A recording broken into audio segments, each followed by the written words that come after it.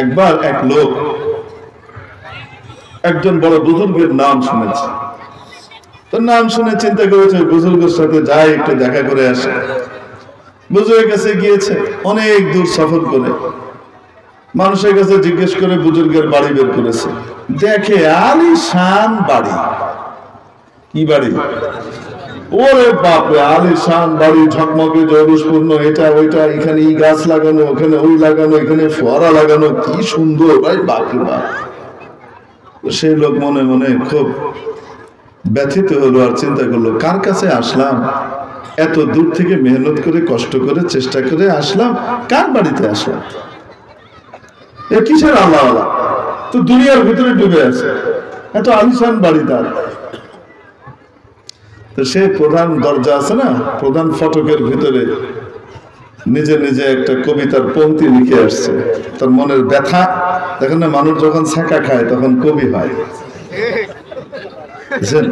আমার এতক্ষণের ওয়াজের ভিতরে একমাত্র গ্রহণযোগ্য ওয়াজ এটা হলো। এইটা বলার পরে আমার যুব সমাজ সবাই হেসে দিছে। তার মানে হলো হুজুর এটা একদম পারফেক্ট সত্যি বলছে, নিজের জীবনের সাথে মিলতেছে। ছেঁকা খাইলে কি হয়, মানে ব্যথা পাইলে কবি হয়। মনের ব্যথা আর বেদনাটা মানুষের কিভাবে আসে, কাব্যের আকারে বের হয়। তো এখন এত দূর থেকে এসে এরকম ধরা খাইলাম, কার কাছে আইলাম খামাখা। এই জন্য এখানে ব্যথায় একটা কবিতার পংক্তি, মনের ব্যথাটাই কবিতার আকারে এক লাইন লিখে গিয়েছে।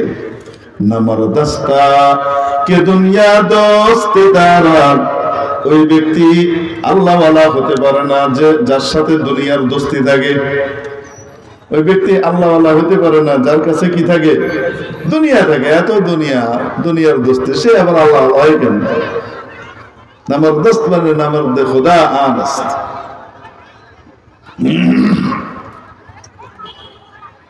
তারপরে সে চলে গিয়েছে। ফিরতি পথে এক জায়গায় হঠাৎ সে ঘুমিয়ে গেছে, খুব ক্লান্ত, ঘুমিয়েছে। তো ঘুমের মধ্যে স্বপ্ন দেখে হাসরের ময়দান কায়েম হয়ে গেছে। কি হয়ে গেছে?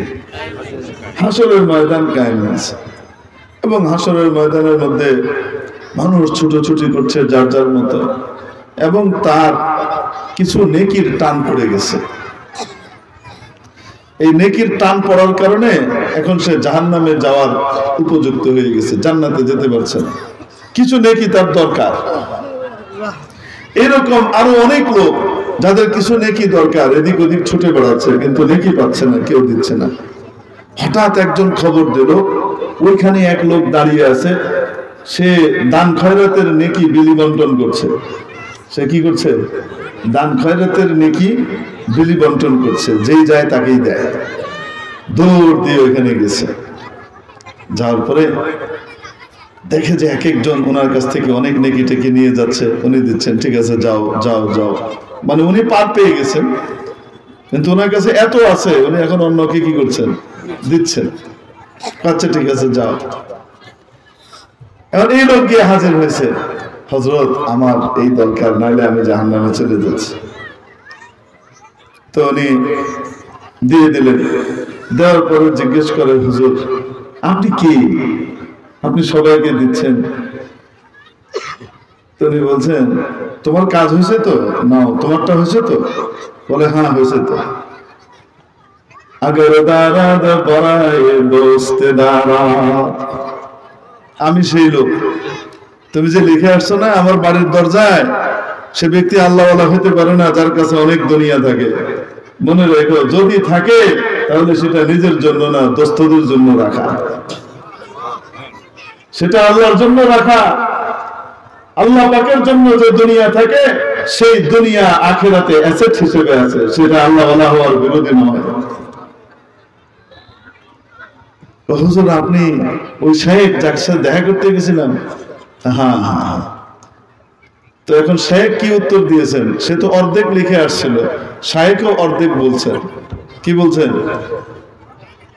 সে বলছিল নামার দাস্তা কে দুনিয়া দোস্ত দারা। শেখ বলে দিলেন আগার দারাদ পড়ায় দোস্ত দারা। তার কথাটাকে পুরো করে দিলেন। যদি রাখে তাহলে কার জন্য রাখে? আল্লাহর জন্য দুনিয়া তার কাছে থাকে, আর এটা দিয়ে সে আল্লাহকে খুশি করে, যার দ্বারা আল্লাহর বান্দাদের উপকার হয়। এখন ঘুম থেকে ওঠার পরে সে মনে করলো বড় ভয়ঙ্কর স্বপ্ন দেখলাম, আমি শাইখের ব্যাপারে এত বাজে ধারণা করলাম, তাড়াতাড়ি যাই, যে শাইখকে স্বপ্ন বলবো যে হযরত আমি তো এই স্বপ্ন দেখছি হাসরের ময়দান এবং আল্লাহর কাছে আপনি অনেক প্রিয়, আপনি সবাইকে দিচ্ছেন। যে যখন দরজায় পৌঁছাইছে, যে দেখে ও তো অর্ধেক লাইন লিখে ছিল, আর অর্ধেক যেটা স্বপ্নে দেখছে সেটা পাশে লেখা। সেটা কোথায় লেখা? পাশে লেখা। মানে সেম জিনিস আল্লাহ রাব্বুল আলামিন তার শাইখকে দেখাই দিয়েছেন। এখন উনি ওইখানে লিখে দিয়েছেন। এজন্য কারো কাছে দুনিয়া থাকলে সে দুনিয়াদার হয় না, দুনিয়ার মহব্বত দিলে ঢুকলে দুনিয়াদার হয়।